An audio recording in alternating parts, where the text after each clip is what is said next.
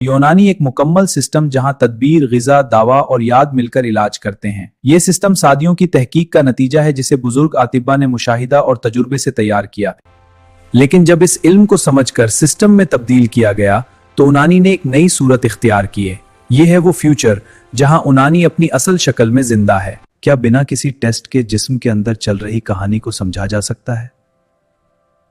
यूनानी में जिस्म बोलता है और तबीब उसे समझता है। पेशेंट का चलना उसकी कुव्वत और जिस्म के इम्बैलेंस को जाहिर करता है। बैठने और उठने का तरीका अंदर के मिजाज की तरफ इशारा करता है।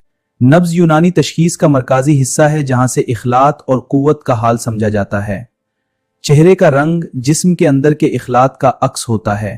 बाउल के जरिए जिस्म की हरारत और मिजाज को समझा जाता है। बराज हजम और जिगर की हालात को बयान करता है। बलगम की हालात रुतूबत और रेस्पिरेटरी सिस्टम का हाल बताती है। जिस्म की हरारत को महसूस करके अंदर की गर्मी और सर्दी का पता लगाया जाता है जब एक मुकम्मल तशखीस सामने आती है। यूनानी का असल उसूल मिजाज और अखलाक का बैलेंस है जहां से हर इलाज की बुनियाद शुरू होती है। यहाँ सिर्फ मर्ज का इलाज नहीं बल्कि पूरी जिंदगी को बैलेंस किया जाता है। यूनानी सिर्फ एक थेरेपी नहीं बल्कि एक मुकम्मल मेडिकल सिस्टम है और जब इसे उसके असल उसूलों पर समझा जाए तो ये सेहत का मुस्तकबिल बन सकता है।